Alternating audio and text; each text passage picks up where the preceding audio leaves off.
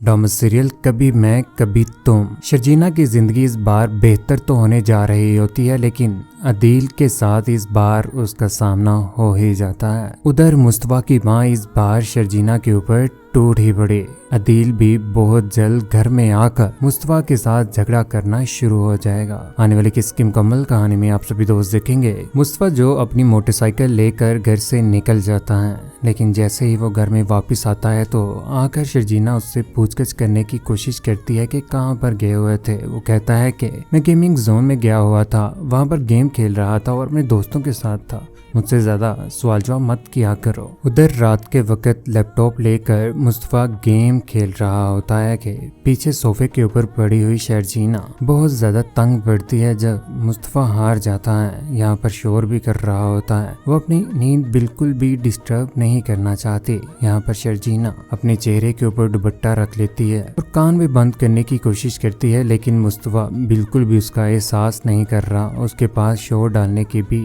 कोशिश कर रहा होता है। उधर मुस्तफा जैसे ही घर में आता है तो यहाँ पर अपने शूज उसी तरह से जालों की तरह से फेंक रहा होता है, लेकिन ये बात शर्जीना से बिल्कुल भी बर्दाश्त नहीं होती और उससे कहती है कि मुस्तफा थोड़ा सा तो एहसास कर लो, इस तरह से अपने शूज मत फेंका करो, किसी अच्छी जगह के ऊपर रखा करो। यहाँ पर जब शर्जीना के बाबा ने मुस्तफा से पूछा कि वो अपनी जॉब के बारे में क्या करना चाह रहा है, घर में आ जाने के बाद यहाँ पर शर्जीना उससे पूछती है कि यूं बैठे बैठे नौकरी मिल ही जाती है जिस तरह से तुम कर रहे हो। घर बैठे बैठे मैं नौकरी नहीं कर रहा, मैं कोई काम करता ही हूँ। ऑनलाइन कोई भी ऑर्डर आते हैं या लोगों का कोई भी काम होता है मैं काम कर देता हूँ। शर्जीना उससे बहुत ज्यादा फोर्स करती है कि बेहतरी इसी में है कि तुम जॉब कर लो, घर के निजाम भी बेहतर हो जाएंगे, मम्मा पापा और मेरे भी खर्चे तुम्ही नहीं उठाने हैं। दूसरी जानिब इस बार मुस्तफा और शर्जीना फैसला कर लेते हैं कि बाहर वो होटल में जाकर खाना खाएंगे और एक दूसरे के साथ टाइम स्पेंड करेंगे। जैसे ही वो 7 स्टार होटल में पहुंचते हैं तो यहाँ पर अदील और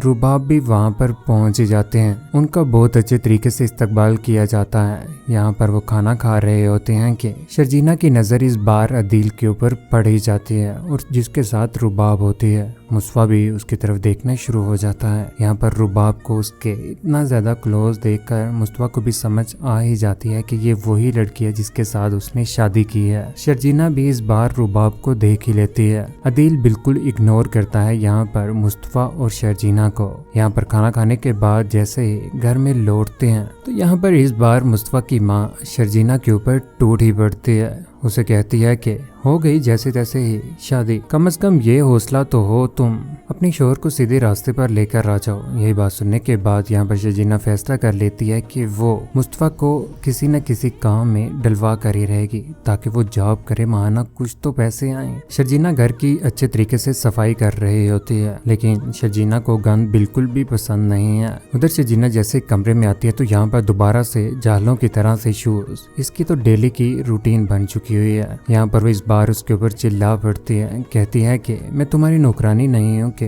तुमने मुझे अपना नौकर ही समझ लिया हुआ है। यहाँ पर मुस्तफा खामोशी के साथ उसकी बातें सुन रहा होता है, लेकिन अदील और रुबाब को एक साथ देखा होता है। इस बार शर्जीना को कहता है कि लाइफ इज वेरी अनफेयर, आप जिसके साथ हो वो खुश हो, मूव ऑन कर जाए। गुस्सा आता है, लेकिन अगर मैं तुम्हारी जगह होता ना तो मैं उसे अपनी जिंदगी के निकाल कर फेंक देता और खुश रहता। शर्जीना उधर वॉशरूम में जाने के बाद मिरर के सामने खड़ी होती है कि यहाँ पर आंखों में आंसू लिए हुए रो रही होती है, लेकिन आखिर कितना सब्र करे वो। शर्जीना को बहुत ज्यादा शौक होता है कि वो बुक्स पढ़ रही होती है, लेकिन यहाँ पर मुस्तफा जिसे अगर शौक है तो सिर्फ और सिर्फ गेमिंग का है। रात के 12-1 का टाइम जब हो जाता है तो यहाँ पर शर्जीना अपना पिल्लो लेकर उसके पास पहुंच जाती है और चुटकी बजाती है और उसे कहती है कि तुम क्या 24 घंटे गेम खेलते रहते हो, गेमिंग जोन में भी और यहाँ पर भी गेम खेलते रहते हो, वक्त जाया कर रहे होते हो। मुस्तफा कहता है कि मैं बिल्कुल भी अपना वक्त जाया नहीं कर रहा होता,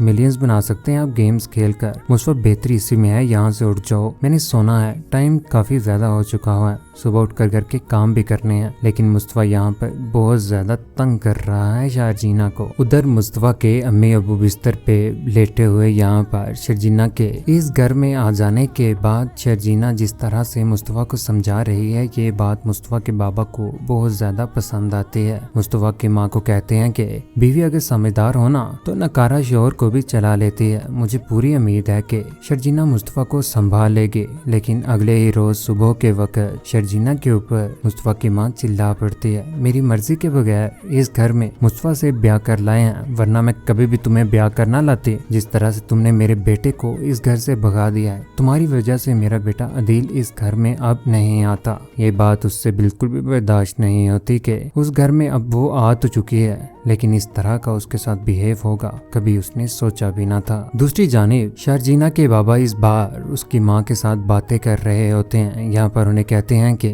किस तरह का निकम्मा है मुस्तफ़ा, मुझसे बहुत बड़ी गलती हो गई कि मैंने अपनी हीरे जैसी बेटी इस शख्स के साथ ब्याह दी और मैं आज पछता रहा हूँ। यहाँ पर उसके बाबा बहुत ज्यादा पछता रहे होते हैं। लेकिन मुस्तफ़ा और शर्जीना के दरमियान मोहब्बत तो होनी ही है। ये परेशानियां आर्जी तौर पर हैं, बहुत जल्द उनसे दूर होने वाली हैं। वो दोनों एक दूसरे के पास बैठकर चाय पी रहे होंगे और यहाँ पर मुस्तफ़ा चाय में डिबोया हुआ केक उसके मुंह में डाल रहा होता है। उधर रात के वक्त मुस्तफ़ा इस बार शर्जीना के ऊपर बोल पड़ता है, कहता है कि मेरी किसी भी चीज को हाथ नहीं लगाना, मेरी चीजें नहीं मिलती बाद में। मुस्तफ़ा बिल्कुल भी सफाई पसंद नहीं है। शर्जीना इतनी ज्यादा सफाई पसंद है कि वो घर के सारी की सारी चीजों को सेटमेट करके रखती ही है, लेकिन अपने कपड़ों को तलाश करने के लिए यहाँ पर सारे कपड़े नीचे गिरा देता है। लेकिन ये बातें शर्जीना से बर्दाश्त नहीं होती। शर्जीना इस बार मुस्तफ़ा को जॉब के लिए फोर्स करती है और इसे इस बार जॉब भी मिल ही जाती है। सुबह अच्छे तरीके से तैयार होकर पैंट शर्ट पहनने के बाद यहाँ पर जैसे ही